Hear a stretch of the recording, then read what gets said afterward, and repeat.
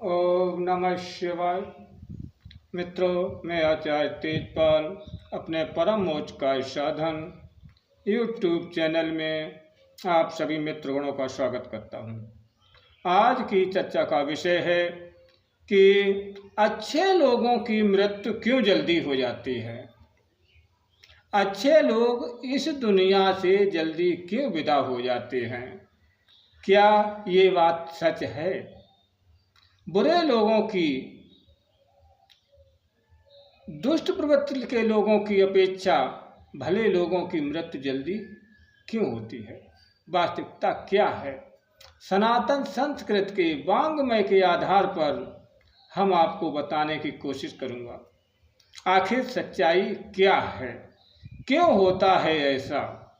अगर आप इस चैनल पर पहली बार आए हैं या पहली बार वीडियो देख रहे हैं तो कृपया चैनल को सब्सक्राइब जरूर करें। और अक्सर आपने सुना होगा कि वो भला आदमी इतनी जल्दी कैसे मर गया, जबकि ये दुष्ट भला चंगा घूम रहा है।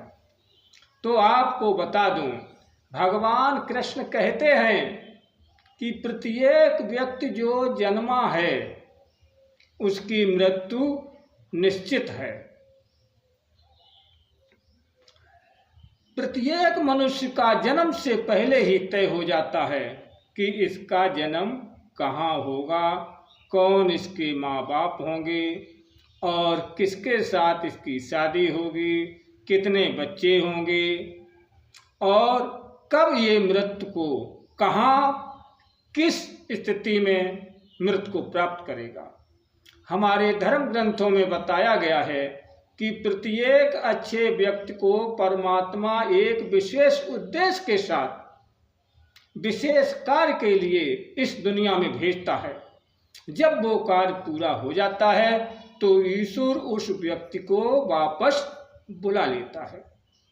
किसी का जीवन व मृत्यु भगवान के हाथ में होती है। कहा है कि जितनी चाबी भरी राम ने उतना चले खिलौना। सभी संसार के जीव भगवान के हाथों का एक खिलौना मात्र हैं। जब तक वो खिलाता है तब तक खेलते हैं और जब वो बुलाता है तब हम चले जाते हैं। कलयुग के लक्षणों में बताया गया है कि पापी जीव इस धराधाम पर अधिक समय तक जीवित रहेंगे और पुण्यशील प्राणी कम आयु प्राप्त करेंगे। सूक्ति है, पापी चिरायु सुकृति गतायु। कुछ लोग कहते हैं कि इंसान खाली हाथ आया है और खाली हाथ चला जाता है।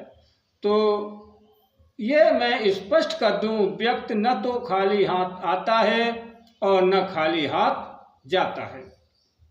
जब इंसान का जन्म होता है तो वो अपने संचित और प्रारब्ध कर्मों को साथ लेकर आता है। संचित कर्म और स्मृति याद लेकर जाता है। अतः आपको ये नहीं कहना चाहिए कि व्यक्ति खाली हाथ आता है और खाली हाथ चला जाता है। हमारा ये मृत लोक एक ऐसा लोक है जब कभी किसी देवी देवता की कोई ऋषि या भगवान श्राप दिया करते हैं तो उसे जन्म लेने के लिए इस मृत लोक में भेजा जाता था। तब वो देवता प्रभु से प्रार्थना करता था, हे प्रभु हमें क्षमा कर दो, मृत लोक में इतने दिनों के लिए मत भेजो, श्राप की उम्र कम कर दो। तो द्रवित होकर वो ऋषि या फिर भगवान उस श्राप की अवधि को कम कर दिया करते थे। जैसे मांडव ऋषि ने धर्मराज को श्राप दिया।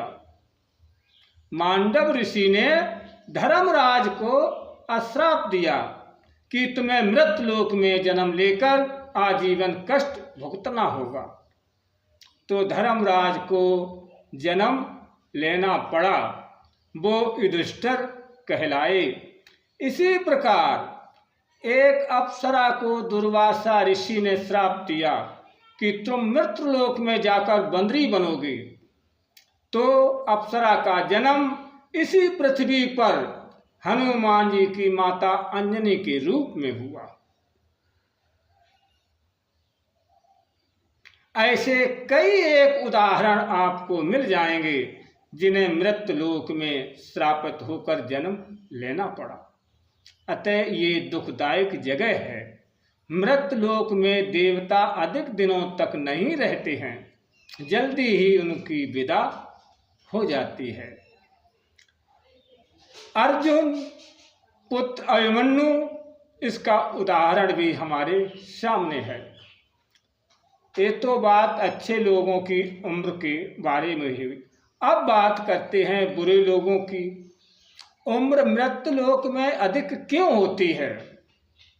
जब इंसान इस दुनिया से इस दुनिया के लोगों से लगाव पैदा हो जाता है, यहीं की मोह माया में फंसकर वो उल्टे सीधे काम करता है, चोरी दुराचार करता है, ठगी बेईमानी करता है, लोगों को सताता है, रुलाता है, कष्ट देता है और लूटता है।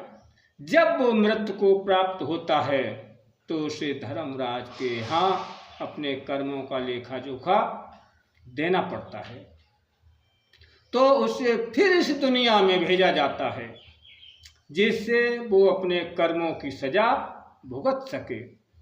इसलिए उसे लंबी उम्र दी जाती है। यहाँ जीवन का मुख्य उद्देश्य अच्छे कर्म करने की, ईश्वर भक्ति करने की और मोक्ष प्राप्ति का है, जिसे मनुष्य माया जाल में उलझकर भूल जाता है।